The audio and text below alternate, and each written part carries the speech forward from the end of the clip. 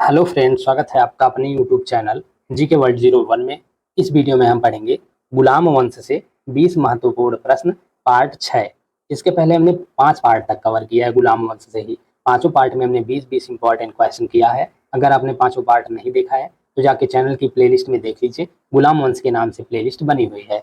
तो चलिए शुरू करते हैं पार्ट 6 क्वेश्चन नंबर 1 से। क्वेश्चन नंबर 1, दिल्ली के किस सुल्तान के विषय में कहा गया है कि उसने रक्त और लौह की नीति अपनाई थी? ऑप्शन ए बलबन के विषय में, ऑप्शन बी इल्तुतमिश के विषय में, ऑप्शन सी जलालुद्दीन फिरोज खिलजी के विषय में, ऑप्शन डी फिरोज शाह तुगलक के विषय में। तो सही आंसर हो जाएगा आपका ऑप्शन ए बलबन के विषय में। दिल्ली के सुल्तान बलबन के विषय में कहा गया है कि उसने रक्त और लौह की नीति अपनाई थी।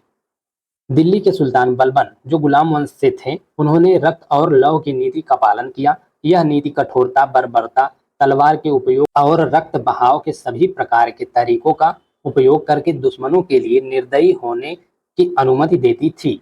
नेक्स्ट क्वेश्चन हो जाएगा आपका क्वेश्चन नंबर 2, निम्न में से किस सुल्तान ने तुर्कान ए चिहलगानी 40 गुलाम सरदारों का गुट का दमन किया? ऑप्शन ए बलबन ने, ऑप्शन बी इल्तुतमिश ने, ऑप्शन सी अलाउद्दीन खिलजी ने, ऑप्शन डी मोहम्मद तुगलक ने। तो सही आंसर हो जाएगा आपका ऑप्शन ए बलबन ने। बलबन ने तुर्कान ए चिहलगामी, जिसे हिंदी में 40 गुलाम सरदारों का गुट कहा जाता था, उसका दमन किया। इसके प्रारंभिक सदस्य सुल्तान के गुलाम थे। इल्तुतमिश प्रारंभ में इस पर नियंत्रण रखे हुए था, परंतु बाद में चालीसा की स्थिति मजबूत हो गई। इन्होंने सुल्तान की शक्ति में हस्तक्षेप करना प्रारंभ कर दिया था। नेक्स्ट क्वेश्चन हो जाएगा आपका क्वेश्चन नंबर 3, निम्न में से किसको शक्तिशाली नोबलों के एक समूह चिहलगानी के विनाश का श्रेय दिया गया था? ऑप्शन ए बलबन को, ऑप्शन बी कुतुबुद्दीन ऐबक को, ऑप्शन सी इल्तुतमिश को, ऑप्शन डी रजिया सुल्तान को। तो सही आंसर हो जाएगा आपका ऑप्शन ए बलबन को। बलबन को शक्तिशाली नोबलों के एक समूह चिहलगानी के विनाश का श्रेय दिया गया था। चिहलगानी या चालीसा को 40 दासों के समूह के रूप में जाना जाता है। इसे गयासुद्दीन बलबन ने नष्ट कर दिया था। नेक्स्ट क्वेश्चन हो जाएगा आपका क्वेश्चन नंबर 4, निम्नलिखित में से किसने भारत में प्रसिद्ध फारसी त्योहार नवरोज को आरंभ करवाया? ऑप्शन ए इल्तुतमिश ने, ऑप्शन बी बलबन ने, ऑप्शन सी फिरोज तुगलक ने, ऑप्शन डी अलाउद्दीन खिलजी ने। तो सही आंसर हो जाएगा आपका ऑप्शन बी बलबन ने। बलबन ने भारत में प्रसिद्ध फारसी त्योहार नवरोज को आरंभ करवाया। नेक्स्ट क्वेश्चन हो जाएगा आपका क्वेश्चन नंबर 5, दिल्ली का प्रथम सुल्तान जिसने दरबार में गैर इस्लामी प्रथाओं का प्रचलन किया कौन था? Option A Iltutmish, option B Qutubuddin Aibak, option C Nasiruddin Mahmud, option D Balban. तो सही आंसर हो जाएगा आपका ऑप्शन डी बलबन। बलबन दिल्ली का प्रथम सुल्तान था जिसने दरबार में गैर इस्लामी प्रथाओं का प्रचलन किया था। बलबन से संबंधित प्रमुख बिंदुओं में उसकी लौह और रक्त की नीति, उसका राजस्व का सिद्धांत, मंगोलों से रक्षा करने में उसकी रणनीति, अपने दरबार में फारसी प्रथाओं का प्रचलन इत्यादि शामिल है। नेक्स्ट क्वेश्चन हो जाएगा आपका क्वेश्चन नंबर 6, निम्नलिखित में से किसने सिजदा एवं पैबोस प्रथा प्रारंभ की? ऑप्शन ए इल्तुतमिश ने, ऑप्शन बी रजिया ने, ऑप्शन सी बलबन ने, ऑप्शन डी अलाउद्दीन खिलजी ने। तो सही आंसर हो जाएगा आपका ऑप्शन सी बलबन ने। बलबन ने सिजदा एवं पैबोस प्रथा प्रारंभ की। ईरानी पद्धति सिजदा, घुटनों पर बैठकर शीश नवाना, एवं पैबोस, पांव को चूमना नामक प्रथा प्रारंभ की थी बलबन ने। नेक्स्ट क्वेश्चन हो जाएगा आपका क्वेश्चन नंबर 7, किस सल्तनत शासक ने सीमा विस्तार की नीति नहीं अपनाई? ऑप्शन ए बलबन ने, ऑप्शन बी इल्तुतमिश ने, ऑप्शन सी गयासुद्दीन तुगलक ने, ऑप्शन डी फिरोज शाह तुगलक ने। तो सही आंसर हो जाएगा आपका ऑप्शन ए बलबन ने। बलबन ने सीमा विस्तार की नीति इन सभी सुल्तानों में से नहीं अपनाई थी। बाकी इल्तुतमिश, गयासुद्दीन तुगलक, फिरोज शाह तुगलक, इन तीनों ने सीमा विस्तार की नीति अपनाई थी। नेक्स्ट क्वेश्चन हो जाएगा आपका क्वेश्चन नंबर 8, निम्नलिखित में से बलबन के काल में विद्रोह करने वाला बंगाल का गवर्नर कौन था? Option A Ali Mardan Khan, option B Tughril Khan, option C Bughra Khan, option D उपरोक्त में से कोई नहीं। तो सही आंसर हो जाएगा आपका ऑप्शन बी तुगरिल खां। तुगरिल खां बलबन के काल में विद्रोह करने वाला बंगाल का गवर्नर था।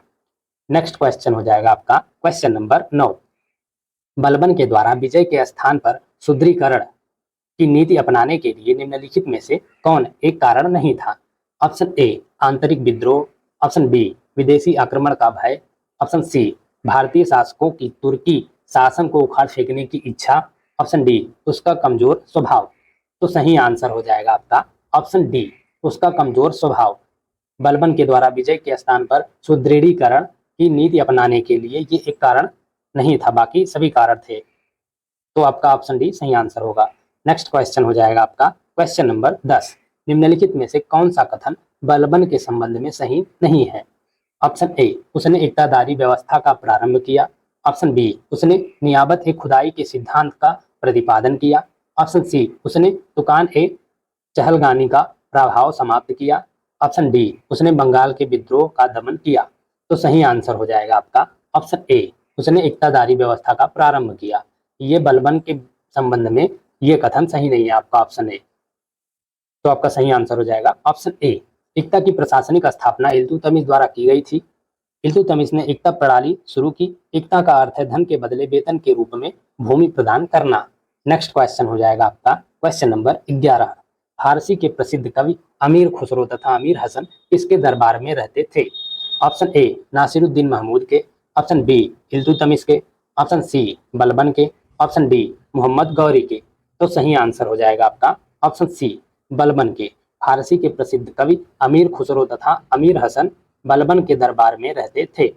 नेक्स्ट क्वेश्चन हो जाएगा आपका क्वेश्चन नंबर 12। निम्नलिखित फारसी के कवियों में से किसे भारत का सादी कहा जाता है? ऑप्शन ए अमीर खुसरो को, ऑप्शन बी अमीर हसन को, ऑप्शन सी शेख अब्दुल फैजी को, ऑप्शन डी हुसैन सनाई को। तो सही आंसर हो जाएगा आपका ऑप्शन बी अमीर हसन को। अमीर हसन को भारत का सादी कहा जाता है। नेक्स्ट क्वेश्चन हो जाएगा आपका क्वेश्चन नंबर 13। बलबन की मृत्यु कब हुई? ऑप्शन ए 1266 ईस्वी में, ऑप्शन बी 1285 ईस्वी में, ऑप्शन सी 1265 ईस्वी में, ऑप्शन डी 1286 ईस्वी में। तो सही आंसर हो जाएगा आपका ऑप्शन डी 1286 ईस्वी में। बलबन की मृत्यु 1286 ईस्वी में हो गई। 1285 ईस्वी में बलबन का ज्येष्ठ पुत्र मोहम्मद मंगोलों से युद्ध करता हुआ मारा गया। मोहम्मद की मृत्यु से बलबन को बहुत दुख हुआ, विशेषतः इसलिए कि वह योग्य राजकुमार था और बलबन ने उसे अपना उत्तराधिकारी घोषित कर दिया था। नेक्स्ट क्वेश्चन हो जाएगा आपका क्वेश्चन नंबर 14। दिल्ली के कोतवाल मलिक फखरुद्दीन के निर्देशन पर बुगरा खां का पुत्र कैकवाद दिल्ली का सुल्तान कब बनाया गया? ऑप्शन ए 1287 ईस्वी को, ऑप्शन बी 1240 ईस्वी को, ऑप्शन सी 1242 ईस्वी को, ऑप्शन डी 1246 ईस्वी को। तो सही आंसर हो जाएगा आपका ऑप्शन ए 1287 ईस्वी को।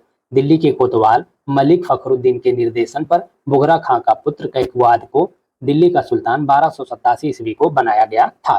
नेक्स्ट क्वेश्चन हो जाएगा आपका क्वेश्चन नंबर 15। कैकवाद कितने वर्ष की आयु में दिल्ली का सुल्तान बना? ऑप्शन ए 15 वर्ष की, ऑप्शन बी 12 वर्ष की आयु में, ऑप्शन सी 17 वर्ष की आयु में, ऑप्शन डी 20 वर्ष की आयु में। तो सही आंसर हो जाएगा आपका ऑप्शन सी 17 वर्ष की आयु में। कैकवाद 17 वर्ष की आयु में दिल्ली का सुल्तान बना। नेक्स्ट क्वेश्चन हो जाएगा आपका क्वेश्चन नंबर 16। सुल्तान कैकवाद ने कौन सी उपाधि धारण की? ऑप्शन ए मुइजुद्दीन की, ऑप्शन बी उलूग खां की, ऑप्शन सी नासिर अमीर उल मोमिन की, ऑप्शन डी हातिम ताई द्वितीय की। तो सही आंसर हो जाएगा आपका ऑप्शन ए मुइजुद्दीन की। सुल्तान कैकवाद ने मुइजुद्दीन की उपाधि धारण की। नेक्स्ट क्वेश्चन हो जाएगा आपका क्वेश्चन नंबर 17। सुल्तान कैकवाद का सेनापति कौन था? Option A Nizamuddin, option B Jalaluddin Firoz Khilji, option C राजकुमार मोहम्मद, ऑप्शन डी बुगरा खां। तो सही आंसर हो जाएगा आपका ऑप्शन बी जलालुद्दीन फिरोज खिलजी। जलालुद्दीन फिरोज खिलजी सुल्तान कैकवाद का सेनापति था। नेक्स्ट क्वेश्चन हो जाएगा आपका क्वेश्चन नंबर 18। किसने सुल्तान कैकवाद की हत्या कर उसे यमुना नदी में फेंक दिया? ऑप्शन ए जलालुद्दीन फिरोज खिलजी ने, ऑप्शन बी सिहाबुद्दीन उमर ने, ऑप्शन सी अलाउद्दीन खिलजी ने, ऑप्शन डी बख्तियार खिलजी ने।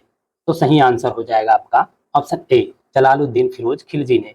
जलालुद्दीन फिरोज खिलजी ने सुल्तान कैकवाद की हत्या कर उसे यमुना नदी में फेंक दिया। नेक्स्ट क्वेश्चन हो जाएगा आपका क्वेश्चन नंबर 19। गुलाम वंश का अंतिम शासक कौन था? Option A Shamsuddin Kaimurs, option B Kaiqubad, option C राजकुमार मोहम्मद, ऑप्शन डी निजामुद्दीन। तो सही आंसर हो जाएगा आपका ऑप्शन ए शमसुद्दीन कैमुअर्स। गुलाम वंश का अंतिम शासक शमसुद्दीन कैमुअर्स था। शमसुद्दीन कैमुअर्स भारत में गुलाम वंश का अंतिम शासक था। उसने दिल्ली पर ईस्वी सन 1290 तक शासन किया था। कैमुअर्स एक 3 साल का बालक था।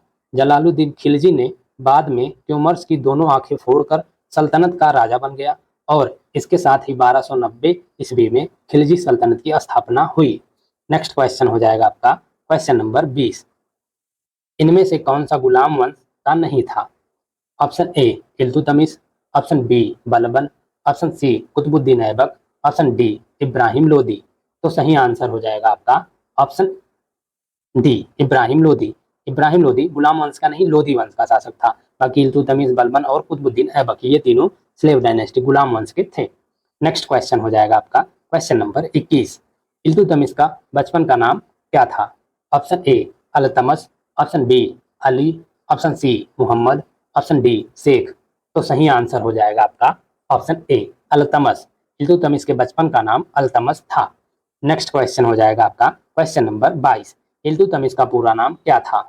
Option A Firoz Iltutmish, option B Ghiyasuddin Iltutmish, option C Nizamuddin Iltutmish, option D Shamsuddin Iltutmish.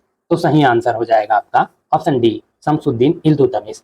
Iltutmish का पूरा नाम शमसुद्दीन इल्तुतमिश था।